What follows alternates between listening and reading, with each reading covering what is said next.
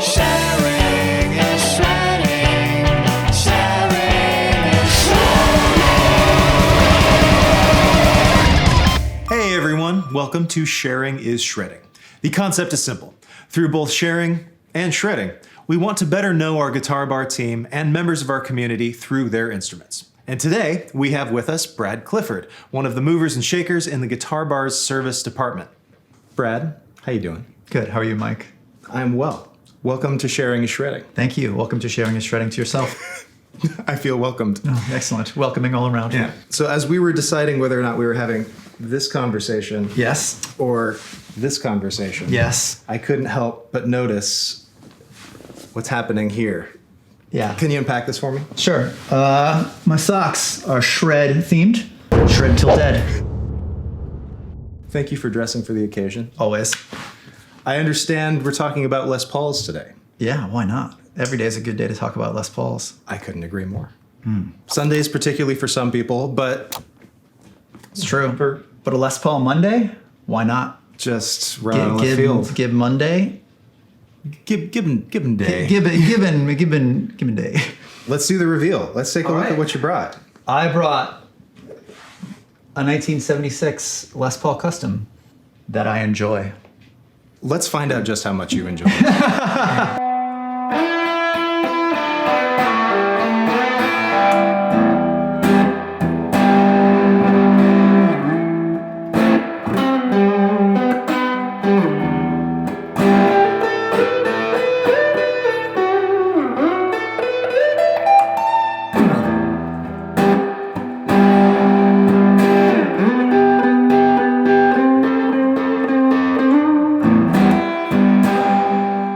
There's some sentiment here. This one's been with you for a while, yeah? Yeah, I'm not super sentimental about a whole lot of things or a whole lot of instruments, but yeah, this one I've had like 15 years. Short backstory: I was in a band that toured a lot and had our van and trailer stolen on the second show of a tour. So it was like a complete clean slate as far as gear.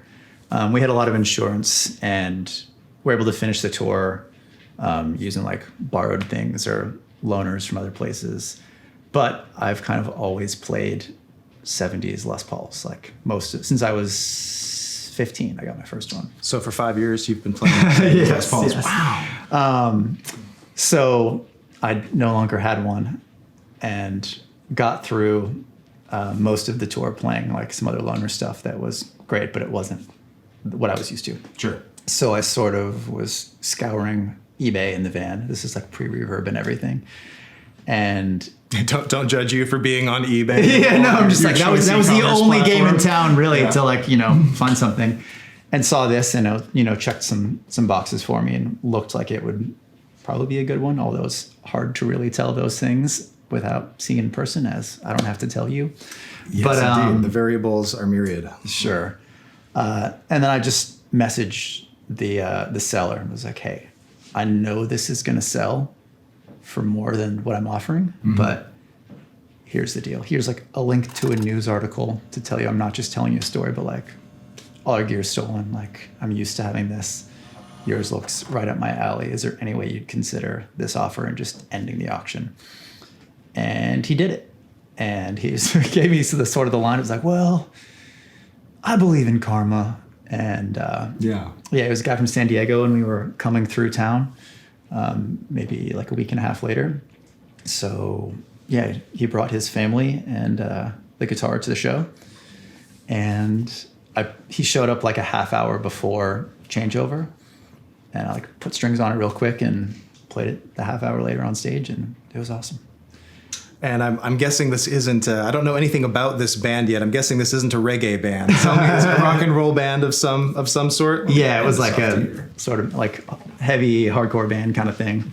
But one of the things I love, especially as my time and tastes go on, is that sort of the Les Paul to me is always, I don't know, a lot of people see it as like the hammer.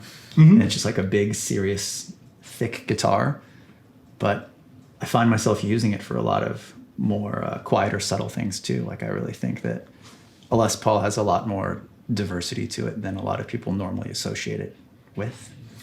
Sure. Or maybe like I think a 335 gets more the rep for being like your Gibson all-rounder, as Yeah. it were in some cases. Les Pauls, of course, as well, but Yeah. 70s customs, I think, get the heavy hitting. Yeah, of course. Norlin-era. We weighs made a million pounds. That was also one of the things that sort of drew me to Les Pauls early, is that everyone gets interested in thing because you see other musicians you like playing or musicians you look up to. Of course. But then the first time I held one, it just felt like a very serious guitar. Like it has all the bells and whistles and like binding everywhere and all these inlays, but and it's very heavy. But I kind of always liked that, and I kind of liked that a guitar that would kind of throw me around back if I was tossing it. Like it's got some weight. No, you're not actually. Yeah, it's like really. Yeah, you're spinning the guitar around. I don't know if I've done it with this one, Oh, okay. but I've definitely been guilty in the past. Whenever I'm low, I'll go back to those YouTube videos of the fails.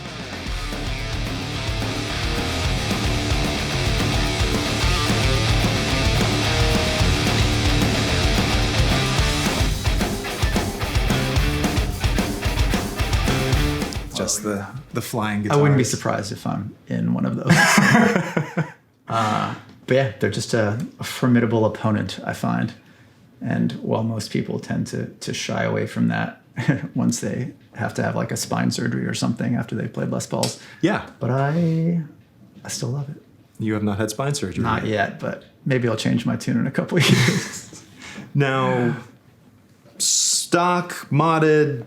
I mean, you are a guitar tech of some renown, a man who has traveled the world doing such things. Yeah. What have you done to this guitar? Almost nothing, which is counterintuitive to what I do most days of tearing things apart and upgrading or seeing what something is even just to double check. But I've done almost nothing to this. Everything is pretty original. Like the pickguard's cracked, so I glued that back together. I put on new knobs, I think. This isn't what came with it, but I've never even opened the back plate on this, I don't think. Like there's been no need, there's been no dirty pots. Everything just goes.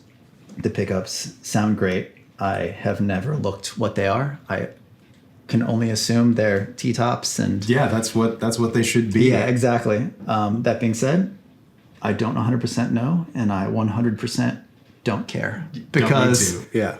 I'm not like looking to sell it. This isn't like an investment guitar for me or anything. It's just something that I enjoy and want to have, and it does what I really like. So whatever it is, it's all good. I get that dichotomy as well of like you do this every day, and so when you just have a thing that does everything you need it to do, you can just appreciate it for doing the thing, and you don't have to get granular with it. Like here that's incumbent, that's part of the process. Yeah. We need to, every detail is important for people to know for thorough disclosure and transparency, but like Sure. for the guitars that I play, I'm often in the same boat. It's like, oh, it does the thing, and if there's a day that it doesn't do the thing, I'll just give it to you. Yeah, it's sort of like a constant struggle for me playing at home or out or wherever, is that it's hard to look at things objectively and just play guitar anymore after I'm used to like, oh, well, the truss rod could use a little tweak or things like that. And those are the things that end up getting in the way of me playing guitar. Sure. Like little tweaky things. So a lot of times I'll be like, oh, this note doesn't quite hit or something. I could adjust the setup. And I have to make myself not do that. So I don't just go down a wormhole of messing with setup stuff, and I just play guitar. So for all the budding guitar techs that look up to you, don't do it. That's what you're telling me. Yeah. I mean, it's interesting, like the conversation of getting out of your own way with things. Sure. Same with other gear stuff. Like if I have a big pedal board out, I just end up playing pedals. Like, I mean, I'm making light of it, but it's a very important point. Yeah, it's About like- process, absolutely. yeah, there's the love of gear, which I certainly have, but then there's also the love of playing, and those two can be at odds with each other, for me at least, a lot of the times, until I'm at a certain point in the creative process where I want to like start shaping sounds instead of creating the part, But yeah, a lot of times I'll just go home and write stuff and pick a riff, and instead of like evolving on that riff into a song, I just play that riff through 100 different variations of amps and pedals, and then 3 hours later, I'm like, I didn't really like do anything super productive, but it was really fun. I had a conversation yesterday with someone about, so it's just everything, just guitar into amp. Is there anything in between? He's like, yeah, there's a tuner, but you know, there was a talk about that. It was under duress that I was forced to put this tuner between this guitar and this amp. And I was like, I love this. Yeah, that's appreciate great. this much. Yeah, get out of your own way, you know? Yeah. I love your Les Paul, and it's giant frets, and it's big, mean sound. Yeah, it has wide frets, but they're very low, which is also a point of contention for many people. This is sort of like the Fretless Wonder era of Gibson, which people either love or hate, and I kind of love it. I kind of do too. Yeah. I mean, I can be a big speed bump guy, but I can be like a no fret guy too. Yeah. You know. Yeah, it's like, and that's to the point of the individuality of a guitar. Like I kind of very much take this one for what it is. Yeah, it can really depend on the instrument. Like what you want Yeah. fret wire size on one neck carve or one radius or whatever can be Yeah. totally different than what works on somewhere else. And for something that I'm playing like real shreddy or something, having taller frets is course. helpful. But for this, especially if I find in a Les Paul, if you're like, you want to play big chords and kind of press hard with your hand, you don't go sharp because you don't have much fret height to bend on. I have a heavy left hand as well. Low frets. What do you have today? What did you bring? I also brought a Les Paul. Oh. So Les Pauls was that your gateway Gibson? Is Yeah. that the one that got you Yeah. in? For me, it was exactly the opposite. This is the last Gibson that I have purchased. Oh, cool. Like I started with 335s, and then where did I go from there? I guess I went to junior 330, like went going down the P90 rabbit hole. It's just another thing. I had avoided that for years. I was so like Fender offset centric. Yeah. And then, and SG. That's where I went. Oh, yeah. 335, missed the SG entirely, and then started going down the P90 rabbit hole. And this came into the shop here, and it's just so mean and so heavy. How long ago did that come through? Maybe like before your time. Oh, it was, okay. There was Yeah. one Pro that came through that I don't remember it having that color board, which is really cool. But yeah, one that came through a handful of years ago. I was like, Yeah, there have been a couple, but this one, all the decisions had already been made on it, like in exactly this oh, it had the configuration. Bigsby. Okay, cool. Like someone had already put the Bigsby on it. We shimmed up the Bigsby so we didn't have a crazy break angle, which is kind of one of my Oh, yeah. pet peeves with Bigsby's on Les Pauls. Like Yeah. someone had already thrown bonnet knobs on it. It should have like those clear bobbin P90s that they used in the 70s. Those are Is this like a 78, 79? this, 19. I'm looking. I'm like, what year is this thing? 1979 Les Paul Pro. What is the serial of that? If it is 72859, you have to give it to me. It's not. Thank God. It's the day I was born. I'm on the eternal quest for a good Les Paul with that serial. Yeah, I'm 1985, so pickings. Pickings Yeah. are what they are. Yeah. But I mean, maple neck, ebony board, and Lollars in here. Oh, okay, Low cool. wind Lollars. So it's just bright mean. Yeah. Kind of has a little bit of a Neil Young thing going on, which wasn't the intent, but wasn't my intent in purchasing but it. it's fun nonetheless. But it's really fun. And awesome. yeah, just when you need something with a lot of immediacy that's super glassy, it's just kind of fun to be in the Les Paul club. having done most of the other main models within that pantheon, it's the Yeah. Gibson pantheon. It's fun to be doing Les Pauls, and I've never owned a Les Paul with humbucker, so there's still a mountain to climb here. Well, Brad, I think it is time to shred. Bridge pickup. Bridge pickup, engaged. Let's do it. All right.